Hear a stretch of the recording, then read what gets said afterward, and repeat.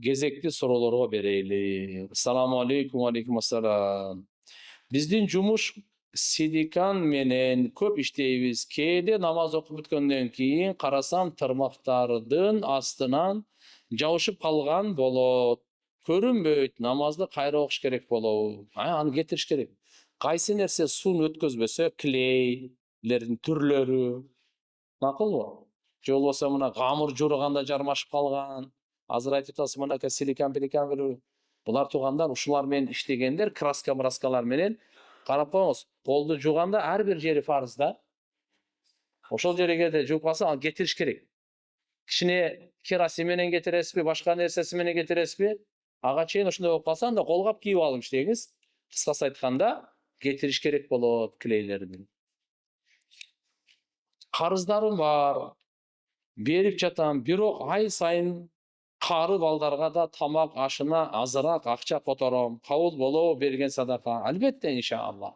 Бирок аракет кылыңыз карыздарга бергенге. Бул кары балдарга бергениңиз сиздин мойнуңузда албетте милдет эмес, бирок карызды берүү сиздин мойнуңузда милдет. Ушуну унутпаңыз. Балалуу боло албай жүргөндөргө кеңешиңиз болсо айтып койсоңуз, кандай амал ибадаттар кылса болот? Эми перзент туугандар ол адам жасабайт аны. Бул адам жасай турган нерсе эмес бул. Яхабу лима яшау дукура. Яхабу лима яшау ната дейт. Алла Куранда айтып койгон кимге кааласа уулдарды берет экен, кимге кааласа кыздарды берет экен, кимге кааласа аралаштырып, кимге кааласа эчтекени бербей деле коет экен.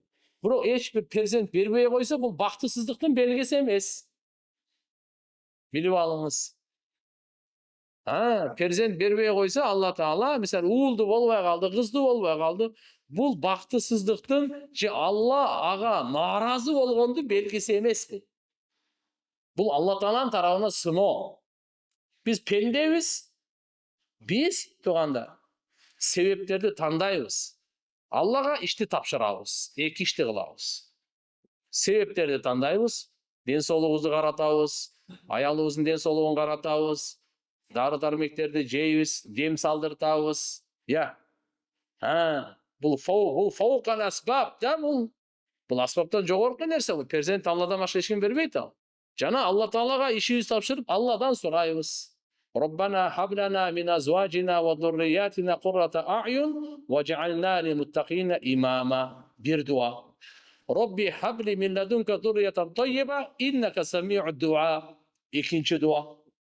Аллахум марзукна ауладан салихин деп дуа кылсаңыз болот. Мына 3 дуа. Жаттап алыңыз. Анан иншалладан үмүттү үзбөй дуа кылып туруш керек иншалла. Чоң рахмат, Кыргызстан келешинен бар болуңуз. Барыбыз бар болойлу. Саламатсыздарбы? Мен намазымды бир маал окусам болобу? Жумушта шартым болбой окуй албай жатам. 5 убакыт намаз фарыз. Бир маалдан баштаңыз. 2, 3, 4, 5 кошосуз. Бирок караңыз, 5 убакыт намазга мисалы сиз шартым болбой окуй албай жатам деген шарт болот. Бул биздин шылтоо эле болуп калышыбыз мүмкүн. Кечкурун жатасыз үйгө келип. Эртең менен баары бир турасыз. Ошо 2 маал ес деген сөз. Кандай дедиңиз?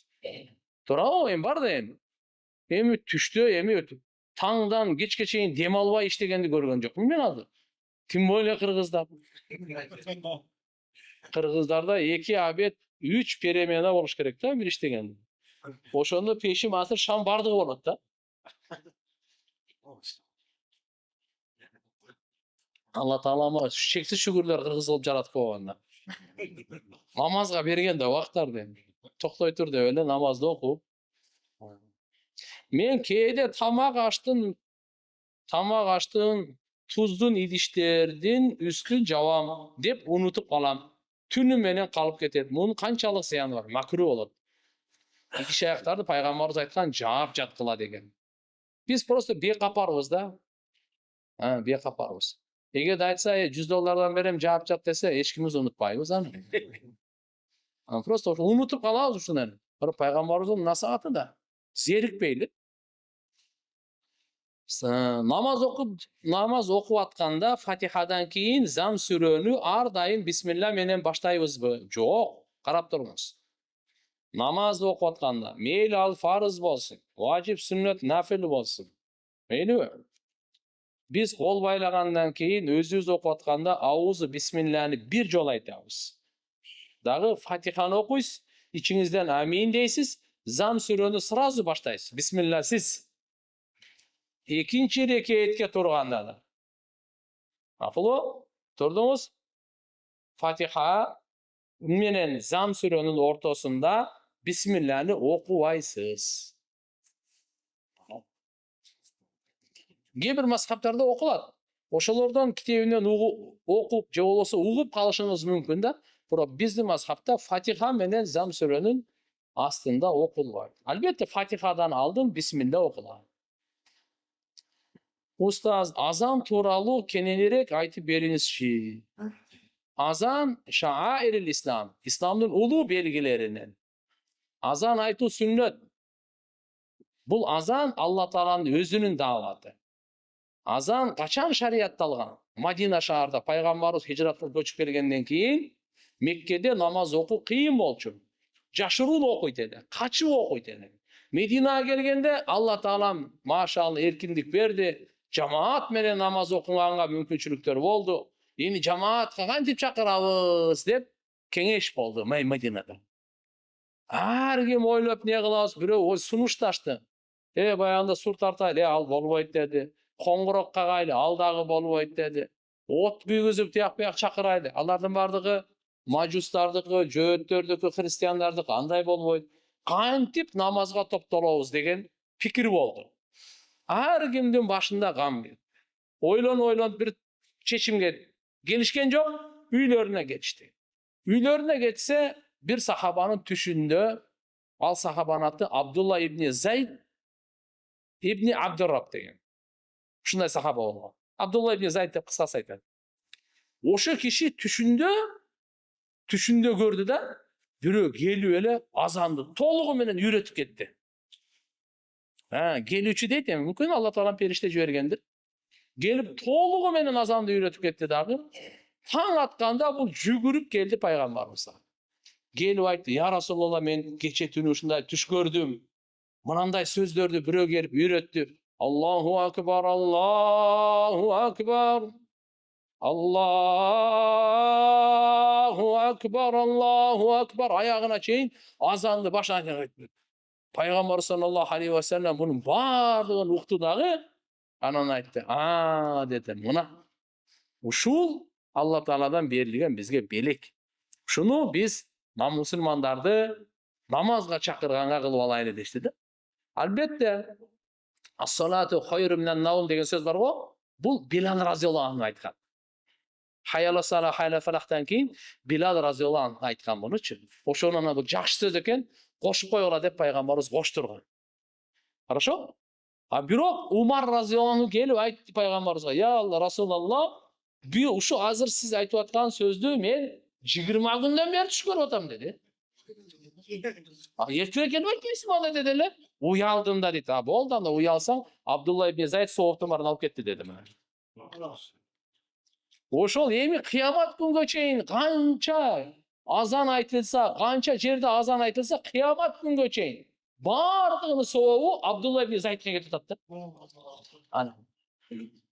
Абдулла ибн Зайд. Азыр бир жерде багымдап, бизде азыр машалла куптан, дагы бир жерде болсо азыр пешим, бүткүл дүйнөдө азан токтобойт. Билесиз да? Токтобойт, азан токтобойт. Эми таң атып аткан жери бар, эми күн батып аткан жери бар. Эми алхамдулилла азан токтобойт. Ошонун баардыгы сол Абдулла ибн Зайд айтты. Болсо Абу Дауд шарифтин риваятында Hazreti Umar radıyallahu anh 20 gün görgön ekan. Biro uyalып ayta almadım эле дейт да, кап деп калды да. Соокту мартиге алып кетти. Бирок караңыздар. Пайгамбарлардын түшү вахий болот, пайгамбар эместердин түшү вахий болбойт. Анда бул сахабанын түшү менен азан бизге келдиби деген эмеге түшүнбөстүккө барып калбайлы. Сахабанын түшүн пайгамбарыбыз бекемдеген, ошонун себебинен кийин анан бизге шариятталган. Пайgambar sahabalar bir tuş görüp эле мынтип койсо ошонун баары шарият боло бербейт. Çünkü şariat Allah Taala aytkan bolot, jana пайgambar aytkan bolot. Бул көрүп ушундай көрдүм, туура эмеспи деди эле. Пайgambarыбыз туура деп бекемдеди. Пайgambarыбыздын бекемдегени себебинен шариятты алды. Түшүнүктүү болдубу? Пайgambarыбыз бекемдеген себебинен шариятты алды. Жөндөн жөн эмес да.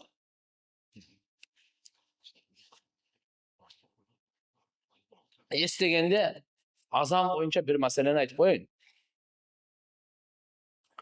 Азан айтылганда биз азанга жооп беришибиз керек. Бул сүннөт. Кайталап эле жооп беребиз ичибизден. Аллаху акбар дедибиз, биз ичибизден да Аллаху акбарды айтабыз. Ашаду ан ла илаха иллаллах деди, ичибизден айтабыз. Ашаду анна Мухаммад Расулуллах деди, ичибизден айтабыз. Хайя ала солага келгенде ла хаула ва ла куввата илля билля деңиз, жосо өзүң деле кайталасаңыз боло берет. Эки риваятта тең бар да. Хайя ала фалахта да ла хаула ва ла куввата илля билля деңиз, жосо хайя ала фалах деп коюңуз. Андан кийин ас-салату хайру минан наум деп коет го. Багымдатта. Сиз дагы кайталаңыз. Ас-салату хайру минан наум. Садакта ва барарта дегенди кошуп койсоңуз болот. Андан кийин Аллаху акбар айтасыз, ла илаха иллаллах айтасыз. Салават айтып бүткөндөн кийин, азанды кайталап айтып бүткөндөн кийин бир салават айтасыз. Сүннөт боюнча. Хорошо? Азанды сөздөрүн кайталайбыз. Экинчиси бүткөндөн кийин эмне айтабыз? Пайgambarыбызга салават айтабыз. Пайgambarыбыз айткан Муслим шарифтин риваятында ким азанчынын азанын сөзүн кайталап туруп, андан кийин мага салават айтса, кийин Алла Тааладан мага васила сураса, ага менин шапаатым важип болот деген да. Менин шапаатым важип болот деген. Демек, биринчи иш кыла турган азанды кайталайбыз. Экинчиси пайgambarыбызга салават айтабыз. Үчүнчүсү эми азандын дуасын кылабыз. Allahumma rabba hadihi da'vati damma was-salati qa'ima ati Muhammadanil wasila wal fadila wab'athu maqaman mahmudan alladhi wa'adta. Ушул жерге чейин. Пайgambarыбыз айтканы ушул жерге чейин. Андан кийин эми пайgambarыбыз дагы бир улуу фазилет айтып койгон. Ад-дуа байнал адан вал иқама la yurad. Азан менен кооматтын ортосундагы дуа кайтарылбайт, сөз кабыл болот деген да. Ошон үчүн ушул учурдун экөөнүн ортосунда дуа кылып калыш керек экен да. Сахабалар сурашты, я Расулуллах, кайсы дуаны кылайлы дегенде, пайgambarыбыз айтты. Афият сурагыла деген. Аллахумма инни асалука ал-афва вал-афия фид-дунья вал-ахира. Термизинин риваяты бул. Я Аллах, мен сенен кечиримдүүлүктү сураймын. Жана сак саламатчылык, амандыкты сурайм. Дүйнөдө дагы, ахиретте дагы. Ушуну сурап калсаңыз, кыска дуа, бирок азан менен кооматтын ортосунда кабыл болот. Ушу сүннөттөрдү карабызбы иншалла? Аллахым калды. Убакыт барбы? Азанга. 2 мүнөт калды. Саламатсызбы? Атам сакалыңды ал деп урушуп жатат. Эмне кылсам болот? Кызмат кылыңыз. Алланын алдында ыйлаңыз. Атаңга белек бериңиз. Атаңызга дуа кылыңыз. Иншалла Кудай кааласа, анан жүрөгү жумшайт деп ойлойм иншалла. Пайgambarыбыздын берекелүү сүннөтүн жүздөн кетирбегенге аракет кылыңыз. Такыр дагы эле түшүнүгү жок. Атаңдыктан кечип берем, ана мына дей бере турган болсо, анда бир аз кыскартыңыз. Жакшы жубай туш келиш үчүн кайсы амалдарды кылыш керек? Күнөөдөн сактаныш керек. Аллага жакшы күмөндө болуш керек. Эки ишти кыла бериңиз. Башка адамдардын көңүлүн көп ойлойм. Өзүмдү ар дайым акыркы орунга коем. Кантсем болот? Баарын ойлонуп, аябай тынчым кете берет. Машалла. Кудайым берген экен сизге. Башкаларды адамдын көңүлүн ойлогон чоң нерсе. Бир мусулмандын көңүлүн көтөрүү бүткүл дүйнөдөгү инсандар менен жиндердин санынан да көбүрөөк ибадатты соо жазылат. Мусулмандын көңүлүн көтөрүү чоң нерсе. Менин кашым бала кезден эле аз. Анан кашымды жазатайын десем, дарат өтөт экен. Боёп берип коюшат да. Жолдошум болбой атат. Эмне кылсам болот? Жооп айтып коюңузчу. Шариятыбызда пайgambarыбыз тыюу салган каш тергенди. Хорошо? Каш терген тыйып салган да. Бирок кашты койгон боюнча айтылган эмес. Эгерде каш өтө суюк болуп кунийгирээк көрүнүп турса, ошондо азыр мисалы чач коюп атышпайбы? Бул жагын алып келип алып тиктирипчи, ошого окшогонго уруксат берилет да. Эми тек койгонуңузга жетпейт. Бирок такыр ушундай кунийгирээк болуп атса каш койдурам десеңиз койдурса болот. Дарак усул өтөт. Албетте баягы татуировкадан андан өтпөйт. Ошол жак опасно. Себеп дегенде ал жакта уже боек бар. Намазда зам сүрөдө жаңылып калса, жаңылуу сажда окуйбузбу же намазды кайра башынан окуйбузбу? Намазда жаңылуунун түрлөрү бар. Фарз калып кетсе, башынан окушуңуз керек. Эгерде важип калып кетсе, жаңылыш саждасы менен толук кыласыз. Устаз, жолдошумду жек көрөм. Колунда бар, бай. Бирок мени иштеп продукты ал дейт. Бүгүн сахар жокпу деп мени 2 жолу башка чапты эле, эсимди жоготуп жаттым. Жолдошум жумага барат. Bir жерге барсак, сен ал дей берет. Мен 10 айлык баламды таштап иштеп келем. Ал үйдө отурат. Жумуштан келсем, тамекиге акча бер дейт. Кандай амал кылып оңдосом болот? Аллаху акбар. Биринчи иншалла гайрат кылыңыз, сабыр кылыңыз. Жакшы дуа кылып, анан кийин жакшы жолдошуңуз настроениясы жакшы болуп калганда акырын айтыңыз. Алла Таала сиздин мойнуңузга койгон экен бизди багуу. Бул мусулман. Эркектердин мойнунда. Аялды, бала чаканы багуу эркектердин мойнунда. Анан жакшылыкка кылып иншалла жакшылыкка чакырыңыз. Сураныч иретинде, буйрук иретинде эмес, сураныч иретинде айтып, калганын иншалла ибадат менен, зикир менен, Куран менен, пайгамбардын сүннөтүнө бекем боло бериңиз. Дуа менен Кудай кааласа иншалла жолдошуңуздун жүрөгү да жибип, иншалла оңолуу жолуна түшүп калат. آمين اللهم لك الحمد كله ولك الشكر كله ولك الملك كله سبحانك اللهم وبحمدك أشهد أن لا إله إلا أنت نستغفرك ونتوب إليك برحمتك